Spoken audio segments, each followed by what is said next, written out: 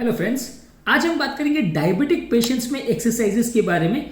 हमने already exercise पर separate video किया है। हार्ट फेलियर पेशेंट्स के लिए, डायबिटिक्स के लिए, हाइपरटेंसिव के लिए अलग अलग तरह की एक्सरसाइजेस होती है, उसके बारे में सेपरेट वीडियोस हमने ऑलरेडी किए हैं। आज स्पेसिफिकली हम डायबिटिक पेशेंट की एक्सरसाइज के बारे में बात करेंगे। इसके अलावा बाकी एक्सरसाइज रिलेटेड वीडियोज और उनके बारे में क्या टिप्स और ट्रिक्स और क्या प्रिकॉशंस है, अगर आप देखना चाहते हैं तो हमारे चैनल पर वो वीडियोज अवेलेबल है। आप चाहें तो उन्हें देख सकते हैं। आज का टॉपिक में बेसिकली डायबिटिक पेशेंट्स को इन जनरल किस तरह की एक्सरसाइज से फायदा होगा और क्या क्या चीज़ों का उनको ध्यान रखना चाहिए एक्सरसाइज करते वक्त, उस बारे में स्पेसिफिकली हम बात करेंगे। बेसिकली डायबिटीज एक बहुत कॉमन बीमारी है। ऑलमोस्ट करोड़ों लोगों को दुनिया भर में हो रही है। 30% of the world population almost diabetic है और ये बीमारी बहुत ज़्यादा कॉमन है दुनिया भर में और बहुत सारे लोग इससे कॉम्प्लिकेशन से पीड़ित हैं। इससे लोगों को हार्ट और कार्डियोवैस्कुलर और अलग अलग तरह के प्रॉब्लम्स होते हैं। आज स्पेसिफिकली हम बात करेंगे कि एक्सरसाइज में क्या क्या चीज़ों का डायबिटिक लोग को ध्यान रखना चाहिए, जिससे कि उनको एक्सरसाइज करने से ज़्यादा फायदा हो और प्रॉब्लम्स होने का अंदेशा काफ़ी कम हो जाए। सबसे पहले और सबसे इंपॉर्टेंट एक्सरसाइज है वॉकिंग। वॉकिंग ज़्यादातर हम हार्ट पेशेंट के लिए, सबके लिए ही रिकमेंड करते हैं। जितना ज़्यादा और जितना स्पीड में चले उतना लोगों के लिए अच्छा है। स्टडीज हैव शोन कि जो लोग दिन भर में कम से कम 1 से 2 घंटे डेली वॉकिंग करते हैं, वो उनके लिए हार्ट रिलेटेड और हेल्थ रिलेटेड प्रॉब्लम्स होने का चांस काफ़ी कम हो जाता है। और काफ़ी लोगों में ऐसा भी है कि इससे ज़्यादा भी अगर लोग चलते हैं तो वो भी उनकी हेल्थ के लिए अच्छा माना गया है। हम ऐसा रिकमेंड नहीं करते कि हार्ट पेशेंट है या डायबिटिक पेशेंट है तो दिन भर ही एक्सरसाइज करता रहे। उतना एक्सरसाइज करना कई बार बुरा भी हो सकता है, लेकिन फिर भी जितना ज़्यादा टाइम मिले, अगर अपने बॉडी और हेल्थ, अपने आपके केयर के लिए आप अगर डिवोट करते हैं तो आपकी हेल्थ के लिए अच्छा है। जितना ज़्यादा ब्रिस्क वॉकिंग करेंगे उतना अच्छा है। ये वॉकिंग का बेसिकली पर्पस ये नहीं है कि आपको धीरे धीरे पार्क में स्ट्रोल करना है, वैसा नहीं है। आपको बने जितना ज़्यादा बने, जितना स्पीड में एक्सरसाइज करना है। अगर आप ज़्यादा एक्सरसाइज करते हैं तो आपके लिए वो स्टैमिना बढ़ाने में मदद करता है। और वैसे भी आपने देखा है कि हार्ट पेशेंट में सबसे कॉमन प्रॉब्लम सांस फूलने की प्रॉब्लम होती है। तो अगर ऐसे लोग रेगुलर एक्सरसाइज करते हैं तो उनको सांस फूलने का प्रॉब्लम कंपेरेटिवली कम होता है और उनका स्टैमिना अच्छा रहता है, जो कि उनको हार्ट रिलेटेड बीमारियों के बारे में भी बचाता है। और एक और फायदा ये भी है कि कई बार ऐसे लोग को अगर हार्ट रिलेटेड प्रॉब्लम अगर चालू भी होती है या कोई नली का ब्लॉकेज होता भी है तो भी उनको जल्दी पता चलता है, क्योंकि हार्ट रिलेटेड बीमारियों का सबसे बड़ा कॉमन इशू यही है कि वो तभी सिम्टम्स प्रोड्यूस करते हैं जब आदमी एक्सर्शन करता है या वॉकिंग करता है। तो जो व्यक्ति अगर डेली एक्सरसाइज करता है, उसको अगर सडनली उसका स्टैमिना कम होगा तो तुरंत पता चल जाएगा कि यार डेली में 5 किलोमीटर 10 किलोमीटर चल पा रहा था, अभी सडनली मेरा स्टैमिना कम होगा, इसका मतलब कुछ प्रॉब्लम हुआ है। और वो अपनी बीमारी के लिए केयर कर सकेगा, अपने डॉक्टर को कंसल्ट कर सकेगा, ट्रीटमेंट करा सकेगा, तो उसे आइडिया रहेगा। तो जो लोग रेगुलरली एक्सरसाइज करते हैं, फिजिकली एक्टिव है, उनके लिए लॉन्ग टर्म एक्सरसाइज का फायदा मिलेगा। तो डायबिटिक के लिए सबसे कॉमन और सबसे इंपॉर्टेंट एक्सरसाइज है वॉकिंग। इसके अलावा आप स्ट्रेंथ ट्रेनिंग भी कर सकते हैं, यानी जिम वगैरह में भी रेजिस्टेंस ट्रेनिंग वगैरह भी कर सकते हैं। ये बाकी एरोबिक एक्सरसाइज की तरह ही बॉडी में इंसुलिन रेजिस्टेंस को कम करती है, उसको कंट्रोल करने में मदद करती है, ब्लड में क्लॉटिंग की टेंडेंसी को कम करती है, इन्फ्लेमेशन को कम करती है और बाकी एक्सरसाइज की तरह ही फायदा है।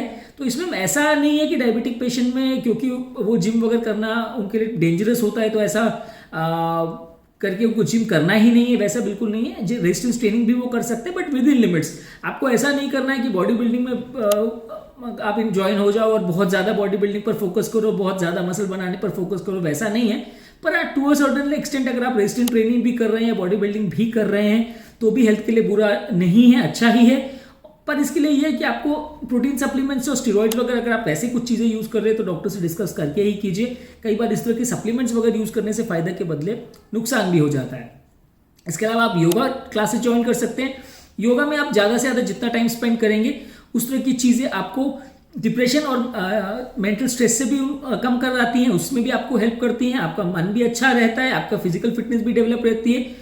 इस तरह की एक्सरसाइज में आप कोई अच्छी पोजेज वगैरह ट्राई कर सकते हैं जिसमें आपको पैर की मसल्स को स्ट्रेंथ मिले। आपको बेसिकली योगा के दौरान ऐसी एक्सरसाइज पर ज़्यादा फोकस करना है जिसमें आपका लेग मसल्स की स्ट्रेंथनिंग हो।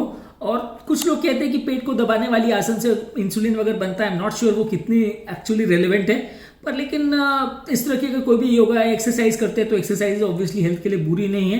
किसी भी फॉर्म में आप एक्सरसाइज करें तो बॉडी को नुकसान नहीं होगा, उल्टा थोड़ा बहुत फायदा ही होगा। जो भी तरह की आप एक्सरसाइज कर रहे हैं उसका एक लॉग या एक रजिस्टर मेंटेन करें। कई बार लोग अपने आप को कितना एक्सरसाइज कर रहे हैं या कितना वो टाइम एक्सरसाइज में स्पेंड कर रहे हैं वो प्रॉपर्ली अगर चार्टिंग मेंटेन नहीं करते तो कई बार कंफ्यूज हो जाते हैं। कई बार उन्हें खुद ही लगता है कि उन्होंने बहुत ज़्यादा एक्सरसाइज कर ली और कई बार वो उस वजह से और कम एक्सरसाइज कर पाते हैं। तो अगर आप डेली बेसिस पे एक चार्ट या लॉग रजिस्टर मेंटेन करेंगे तो कितने दिन आपने हफ्ते या महीने में एक्सरसाइज मिस की, कितना ब्रेक आपने लिया, डेफिनेटली अगर आप बहुत अच्छे एथलीट भी हैं और बहुत अच्छा एक्सरसाइज भी कर रहे हैं तो भी थोड़ा ब्रेक तो जरूरी है। लेकिन ब्लॉक मेंटेन करने से आपने कितने टाइम और कितना ज़्यादा ब्रेक लिया उसका आपको एक अवेयरनेस रहता है, तो वो आपकी लॉन्ग टर्म एक्सरसाइज की शेड्यूल्स वगैरह को मेंटेन करने में आपको थोड़ा मदद करता है। नेक्स्ट इंपॉर्टेंट है कि हमेशा हाइड्रेटेड रहें। काफ़ी पेशेंट्स में ऐसा शो हुआ है कि जो लोग की बॉडी डिहाइड्रेटेड रहती है वो लोग को हीट स्ट्रोक होने का और इरेगुलर डायबिटिक कंट्रोल होने का, डायबिटिक कीटोएसिडोसिस होने का प्रॉब्लम्स वगैरह ज़्यादा रहता है। उनको हेडेक, ड्राई माउथ, थर्स्ट होना, चक्कर होना, ड्राई कलर यूरिन होना, इस तरह के सिम्टम्स ऐसे लोग को ज़्यादा मिलते हैं। तो अगर डायबिटिक पेशेंट एक्सरसाइज कर रहे हो तो उनको हाइड्रेशन का विशेष ध्यान रखना है। उनको एक्सरसाइज के दौरान भी पानी की बोतल अपने साथ लेके जाना है और बॉडी को डिहाइड्रेट नहीं होना है। फ्लेवर्ड पानी या जूसेस वगैरह को हम बहुत ज़्यादा रिकमेंड नहीं करते क्योंकि उसमें ऑब्वियसली शुगर होता है और ये किसी न किसी फॉर्म में हार्ट और हेल्थ को नुकसान ही करता है। आपको सिर्फ पानी ही रखना है और इसमें ऐसा भी कोई फर्क नहीं कि गर्म पीना है कि ठंडा पीना है, जो आपको अच्छा लगे, जो आपको सूट करे, आपकी एपेटाइट को सूट करे, उस हिसाब से आप ले सकते हैं। पर पानी पीना है, जितना ज़्यादा पानी पिएंगे, जितना डिहाइड्रेशन को अवॉइड करेंगे उतना हेल्थ के लिए अच्छा है। हर एक्सरसाइज से पहले डायबिटिक पेशेंट्स को वार्म अप करने की ज़रूरत है।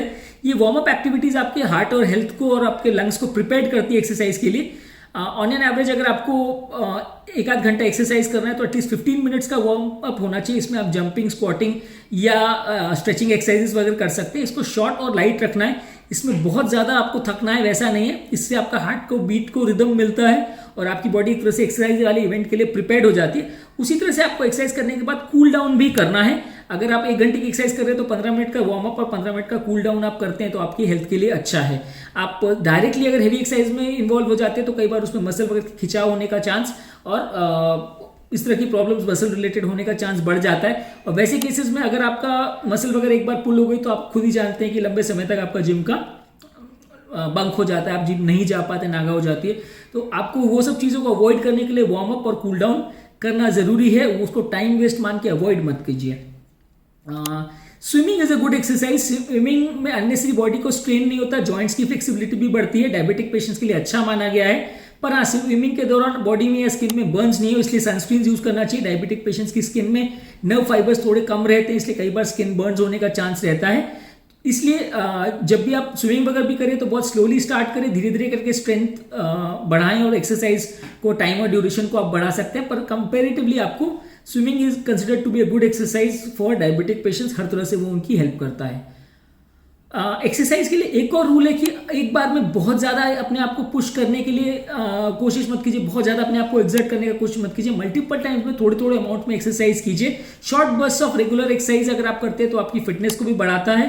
रादर देन आप एक बार में पूरा 20 किलोमीटर दौड़ जाएं, उसके बदले आप अलग अलग स्पर्ट्स में अगर आप 4-4, 5-5 किलोमीटर दौड़ने का करते हैं तो वो आपके लिए अच्छा है। इसको आप उससे कंपेयर कर सकते हैं जैसे डायबिटिक पेशेंट में आप खाना भी शॉर्ट अमाउंट्स में उनको देना रिकमेंड करते हैं ताकि बॉडी का मेटाबॉलिज्म कंपेरेटिवली नॉर्मल रहे और वैसे लोगों को कंपेरेटिवली खाना पचाने में और इंसुलिन का प्रोडक्शन करने में भी दिक्कत ना हो। उसी तरह से हम लोगों को रिकमेंड करते हैं कि उनको रेगुलर बेसिस पे एक्सरसाइज भी जो कर रहे हैं उसको डिवाइडेड सेशंस में करें। एक सेशन में बहुत ज़्यादा ओवर एक्सर्ट करने की कोशिश ना करें, उससे कई बार दिक्कत हो सकती है। एक चाइनीज मार्शल आर्ट है जिसे टाई ची बोलते हैं। ये इसमें डायफ्रैग्मेटिक ब्रीदिंग यानी सांस की जो मेन मसल होती है उसकी ब्रीदिंग इन्वॉल्व होती है और कुछ जेंटल मूवमेंट्स होती है। इसको अगर मॉडरेट एक्सरसाइज के साथ कंबाइन करते हैं और उससे आप रेगुलर एक्सरसाइज के साथ अगर उसको यूज कर रहे हैं तो माना जाता है कि वो बॉडी के इन्फ्लेमेटरी रिस्पॉन्स को भी कम करता है, ग्लूकोज के मेटाबॉलिज्म को भी इंप्रूव करता है और थोड़ा सा वेट लॉस करने में भी मदद करता है। तो अगर डायबिटिक पेशेंट इस तरह का मार्शल आर्ट की कोई क्लासेस वगैरह भी करते हैं तो वो उनकी हेल्थ के लिए अच्छा माना जाता है। नेक्स्ट इंपॉर्टेंट तरीका है डांसिंग। डांसिंग अगर आप म्यूजिक लगा करके, आजकल काफ़ी इस तरह के चैनल्स या कंटेंट अवेलेबल है जहाँ पे आपको एक्सरसाइज के हिसाब से डांस म्यूजिक मिलता है। उस तरह के प्लेलिस्ट वगैरह आप बना करके अपने आप को उसमें एंगेज कर सकते हैं और म्यूजिक के हिसाब से अगर आप डांस करते हैं तो dancing is also considered to be a good exercise. पर इससे पहले अपने आप को स्नैक अपने साथ रखिए ताकि बॉडी हाइपोग्लाइसीमिया में ना जाए और पानी रखिए ताकि बॉडी डिहाइड्रेट ना हो। कोई भी तरह का वर्कआउट करने से पहले आपको हाइपोग्लाइसीमिया का विशेष ध्यान रखना है। आपको स्नैक्स और पानी दोनों अपने साथ रखना है। और वर्कआउट के लिए बाहर जा भी रहे हैं या कोई अगर बाहर आउटडोर एक्टिविटीज भी कर रहे हैं तो हमेशा किसी को साथ में रखिए। स्नैक और वाटर और अपने डिजीज का कार्ड, ये 3 चीज हमेशा अपने साथ रखिए ताकि अगर आपको कहीं पे भी आप चक्कर खा के बेहोश हो जाए तो कोई हेल्पर आपको हेल्प करने के लिए अवेलेबल हो, नहीं तो एटलीस्ट बीमारी का कार्ड अवेलेबल हो ताकि आसपास लोगों को समझ में आ सके कि आपको हाइपोग्लाइसीमिया हो सकता है क्योंकि आप डायबिटिक हैं। तो उसका एक कार्ड अपने साथ रखें और हमेशा पानी और थोड़ा सा स्नैक या ग्लूकोज पाउडर हमेशा अपने साथ रखें। उसको तुरंत ले लेने से कई बार आपका तुरंत एनर्जी रिक्वायरमेंट्स मीट हो जाती है। चीनी, शुगर, बिस्किट्स, चॉकलेट्स ये बहुत धीरे धीरे असर करती हैं, उनका हाइपोग्लाइसीमिया में इफेक्ट होने में काफ़ी टाइम लगता है। तो ऐसे केसेस में ग्लूकोज पाउडर जल्दी असर करता है, तो वैसे केसेस में हमेशा ग्लूकोज पाउडर को साथ में रखना ज़्यादा बेनिफिशियल है। अपने आप को एक्सरसाइज करने के लिए फोर्स कीजिए, उसके लिए अपने आप को प्रेरित कीजिए। अगर जिम वगैरह आप जाते हैं तो उसके लिए अपने आप को आप घर पे प्रॉपर उसका गियर रखें। अगर साइकिलिंग वगैरह करते हैं तो उसकी प्रॉपर बाइक्स होनी चाहिए, स्केट्स होना चाहिए, रनिंग शूज होना चाहिए। तो उस तरह का प्रॉपर गियर वगैरह होने से आपको थोड़ा सा स्टिमुलस ज़्यादा मिलता है, थोड़ा सा इंकरेजमेंट मिलती है कि आप रेगुलर जाके एक्सरसाइज करते हैं और अपने आप को मोरल बूस्ट करें। ऐसे कंपनी में रहें, ऐसे दोस्तों के साथ रहें जो आपको एक्सरसाइज करने के लिए प्रेरित करते हैं, तो आपको रेगुलर एक्सरसाइज करने में मदद मिलेगी। वंस इन अ वाइल अगर आप एक्सरसाइज कर रहे हैं या हफ्ता 10 दिन में एक बार एक्सरसाइज कर रहे हैं तो उससे कुछ ज़्यादा फायदा नहीं होने वाला। आपको रेगुलर बेसिस पे डेली एक्सरसाइज करनी है और उसके लिए अपने आप को मोटिवेट करना है और ऐसे फ्रेंड्स और लोगों की कंपनी में ज़्यादा अपने आप को रखना है जो आपको ऐसी चीज़ों के लिए मोटिवेट करें। एक और इम्पॉर्टेंट टिप है कि आप एक्सरसाइज जो भी करें उसको अपने आप को उसके में एंजॉय करें। उसमें दौरान आप कोई म्यूजिक चालू कर सकते हैं, कोई चीज़ों में कोई चैनल को सुन सकते हैं या कोई हेल्थ रिलेटेड चीज़ें को सुन सकते हैं या कोई एक्टिविटी में अपने आप को एंगेज कर सकते हैं। आपका ब्रेन जो है एक तरह से एक्टिवेटेड रहेगा और आपका माइंड उसमें एंगेज रहेगा। एक तरह से आप एक्सरसाइज ज़्यादा देर तक कर पाएंगे और आप बोर भी नहीं होंगे, तो आप रेगुलर बेस पे एक्सरसाइज कर सकें। तो आपकी एक्सरसाइज को हमेशा एंजॉयबल बनाइए, उसको एक मोनोटनी मत बनने दीजिए कि यार मेरे को 1 घंटा जाके वापस आना है, वहां तक पहुंच गए और वापस आ गए, फील्ड को टच करके वापस आ गए। तो ऐसा मोनोटनी बनने मत दीजिए, उसको एंजॉय करने का कोशिश कीजिए। म्यूजिक है, कोई चैनल्स हैं या इस तरह की चीज़ें जो आपको एंजॉय करते हैं, उस तरह की चीज़ों को आप अपने आप एंगेज कर सकते हैं। बट डेफिनेटली अगर आप आउटडोर वॉकिंग करने जा रहे हैं तो म्यूजिक आपका इस तरह का होना चाहिए कि वो आपके विजन को डिस्टॉर्ट नहीं करे। आप अगर कोई चैनल देखने की कोशिश करते हैं तो बार बार आपका ध्यान उस पर जाता है, तो इसमें रोड ट्रैफिक एक्सीडेंट्स वगैरह हो सकते हैं। तो वो सब चीज़ों का ध्यान रखिए। आप साइकिलिंग वगैरह भी कर रहे हैं तो कोई देखने के चैनल्स या देखने की चीज़ों को में अपने आप को एंगेज करने के बदले म्यूजिक वगैरह को आप अगर सुनते हैं तो उसमें आपके हाथ फ्री रहते हैं, आपकी आंखें फ्री रहती हैं, तो कंपेरेटिवली रोड ट्रैफिक एक्सीडेंट्स होने का चांस कम रहता है। फ्रेंड्स के साथ एसोसिएट कीजिए, ट्राई टू फाइंड पीपल जो आपके साथ एक्सरसाइज करने में इंटरेस्टेड हैं या आपके साथ डेली एक्सरसाइज करने को जाते हैं। स्टडीज हैव शोन कि 95% ऑफ द केसेस जहां पे लोग बॉडी वेट लूज करते हैं और एक्सरसाइज प्रोग्राम को कंप्लीट करते हैं या एक्सरसाइज में प्रॉपर्ली एंगेज कर पाते हैं, वो तभी कर पाते हैं जब उनके अच्छे फ्रेंड्स हो और वो एनकरेजिंग हो एक्सरसाइज के बारे में, तो ही वो अपनी एक्टिविटीज को कंप्लीट कर पाते हैं। जो लोग अकेले डेली एक्सरसाइज करने जाते हैं, प्रॉपर फ्रेंड्स या कंपनी नहीं होती, वो लोग कई बार थोड़े दिन एक्सरसाइज कर पाते हैं, उसके बाद उनकी एक्सरसाइज बंद हो जाती है। स्पाउसेस के लिए भी ऐसा कर सकते हैं कि अगर आपके हस्बैंड या वाइफ को डायबिटीज है और वो एक्सरसाइज करने के लिए जा रहे हैं तो अपने स्पाउस को साथ में ले जाएं, तो साथ में टाइम स्पेंड भी हो जाता है और थोड़ी एक्सरसाइज भी हो जाती है और आदमी बोर भी नहीं होता। जो लोग साइकिलिंग वगैरह करते हैं उनको माना गया है कि ब्लड ग्लूकोज लेवल को कम करने में थोड़ा पेडलिंग वगैरह भी करते रहे तो पैरों में ब्लड सप्लाई भी इंप्रूव होती है, हार्ट रेट कंट्रोल भी होता है और ब्लड शुगर लेवल्स भी कंपैरेटिवली कंट्रोल करने में मदद मिलता है। साइकिलिंग जितने ज़्यादा देर तक करेंगे, जितना ज़्यादा देर तक पैरों को पेडलिंग करते रहेंगे, उतना ग्लूकोज का कंजम्पशन बेटर होता है, बॉडी का मेटाबॉलिज्म इंप्रूव होता है, शुगर लेवल्स बेटर कंट्रोल होते हैं। अगर आप डायबिटिक है तो पानी का हमेशा ध्यान रखिए। पानी आपकी बॉडी के टॉक्सिन्स को फ्लश आउट करने में भी हेल्प करती है, शुगर लेवल्स को भी कंट्रोल करने में हेल्प करती है, इंसुलिन के एक्शन में भी फेवर करती है। हमेशा अपनी बॉडी को हाइड्रेट रखिए। एक चीज़ और समझने की जरूरत है कि एक्सरसाइज डायबिटीज़ को अर्ली स्टेजेस में अगर आप एक्सरसाइज करते हैं तो वो डायबिटीज़ को रिवर्स भी कर सकती है। यानी प्री डायबिटिक रेंज में अगर आप हैं और आपका बॉडी वेट ज़्यादा है तो उस टाइम एक्सरसाइज एकमात्र तरीका है जो ऑलमोस्ट 58 to 60% केसेस में डायबिटीज़ के ऑनसेट को रिवर्स भी कर सकता है। कुछ मेडिसिन भी आती हैं जो डायबिटीज़ के ऑनसेट को रिवर्स या डिले करने में हेल्प करती हैं, लेकिन एक्सरसाइज उसमें सबसे अच्छा तरीका माना गया है। यानी प्री डायबिटिक रेंज में अगर कोई व्यक्ति ऑलरेडी आ चुका है तो उसके लिए बहुत ज़्यादा जरूरी है कि वो एक्सरसाइज करके अपने बॉडी वेट को बने जितना ज़्यादा कम करे। ऐसा करने से उनको डायबिटीज़ का ऑनसेट को डिले भी कर सकते हैं, उसको पूरी तरह से कंट्रोल भी कर सकते हैं और दवाई का लेने का रिक्वायरमेंट को कम भी कर सकते हैं, कई बार पूरी तरह बंद भी कर सकते हैं। कोई भी तरह की एक्सरसाइज करने से पहले हमेशा अपने डॉक्टर के साथ डिस्कस कीजिए। कई फॉर्म्स ऑफ एक्सरसाइज होती है जो बॉडी के लिए, हेल्थ के लिए अच्छी नहीं होती, डेंजरस भी हो सकती हैं। उस तरह की एक्सरसाइज करने को अवॉइड कीजिए। आपके अगर कोई जॉइंट रिलेटेड प्रॉब्लम्स है तो अपने ऑर्थोपेडिक डॉक्टर के साथ डिस्कस कीजिए। अगर कोई न्यूरोलॉजिकल प्रॉब्लम्स है तो न्यूरोलॉजिस्ट डॉक्टर के साथ डिस्कस कीजिए। कोई और मल्टीपल जॉइंट्स की प्रॉब्लम है तो फिजियोथेरेपिस्ट के साथ डिस्कस कीजिए। पर कोई भी एक्सरसाइज का शेड्यूल लेने से पहले या उस तरह की एक्टिविटी में लंबे समय तक एंगेज होने से पहले अपने डॉक्टर और अपने फिजियोथेरेपिस्ट से ग्रीन सिग्नल जरूर ले लीजिए, क्योंकि लंबे समय तक वो एक्सरसाइज आप करते हैं और बाद में अगर पता चलता है कि वो तरह की एक्सरसाइज आपके लिए सूटेबल नहीं है तो फिर आपको दिक्कत होने लगती है। फन एक्टिविटीज़ में अपने आप को एंगेज कीजिए। एक तरह की एक्सरसाइज करने से कई बार आदमी बोर हो जाता है, तो आप अपने आप को yoga, stretching, swimming, biking, dancing, jogging, running, dog के साथ पार्क में जाना, स्विमिंग, अलग अलग तरह की आप एक्टिविटीज़ में अगर एंगेज रहते हैं तो आपका कंपेरेटिवली मन अच्छा लगता है, एक्सरसाइज आप ज़्यादा कर पाते हैं और आपका ओवरऑल एक्सरसाइज में जो कैलोरी आप लूज करते हैं और जो फिटनेस अचीव होती है वो बेटर रहती है। जो भी तरह की एक्टिविटीज कर रहे हैं उसका डेली लॉग मेंटेन करना जरूरी है, क्योंकि कई बार महीने भर के बाद या 2 महीने के बाद अगर आपसे पूछा जाता है कि आप कितना एक्सरसाइज कर पाते हैं, कितना टाइम दे पाते हैं, तो उसका कई बार लोग ओवर एस्टिमेट करते हैं, कई बार अंडर एस्टिमेट करते हैं और उसमें एग्जैक्ट हमें नहीं पता चल पाता कि वो व्यक्ति जितना एक्सरसाइज कर रहा है उसके लिए सफिशिएंट है या नहीं, उसको कम या ज्यादा करने की जरूरत तो नहीं है, वो पता नहीं चल पाता है। इसलिए जो भी मॉनिटर लॉग आप एक्सरसाइज कर रहे हैं उस दौरान आपका एक्सरसाइज का शेड्यूल को मॉनिटरिंग करें। इसमें आपको कई बार आजकल जो कैलिब्रेटेड डिवाइसेस वगैरह आती है, जैसे रिस्ट बैंड्स आते हैं, स्मार्ट वॉचेस आती हैं, ये सब वॉचेस आपको कंपेरेटिवली हेल्प करती हैं आपका फिटनेस के लिए, आप कितनी एक्सरसाइज कर रहे हैं उसको ट्रैक करने के लिए। कई लोग के साथ ऐसा रहता है कि वो फिटनेस की एक्सरसाइज करते तो जरूर है लेकिन उनको कोई अंदाज नहीं रहता कि वो कितना देर तक चल पा रहे हैं, तो इसलिए कई बार उनको अपनी एफर्ट टॉलरेंस को या अपने स्टैमिना को वो ओवर एस्टिमेट करने लगते हैं। जब एक्चुअल में उनका हेल्थ टेस्ट किया जाता है, ट्रेडमिल किया जाता है, तो उनकी परफॉर्मेंस बहुत सब ऑप्टिमल आती है। तो वैसे लोगों के लिए बहुत जरूरी है कि कितना आप चल पा रहे हैं, कितनी कैलोरी यूज कर रहे हैं, उसका प्रॉपर ट्रैक रखिए। उससे आपको डाइटिंग करने में भी मदद मिलेगी, क्योंकि आप कितना खा रहे हैं उसको भी अगर आपको मैनेज करना है तो कितनी कैलोरी आप लूज कर रहे हैं उसका ट्रैक आप रखेंगे तो आपको हेल्प होगा। आप अगर कैलोरीज बहुत ज्यादा खा रहे हैं और आप एक्सरसाइज उतना नहीं कर पा रहे हैं, आपको लगता है कि आप ज्यादा एक्सरसाइज कर रहे हैं लेकिन एक्चुअल में आप उतना नहीं कर रहे हैं, तो आपका डेफिनेटली वेट पुट ऑन होगा।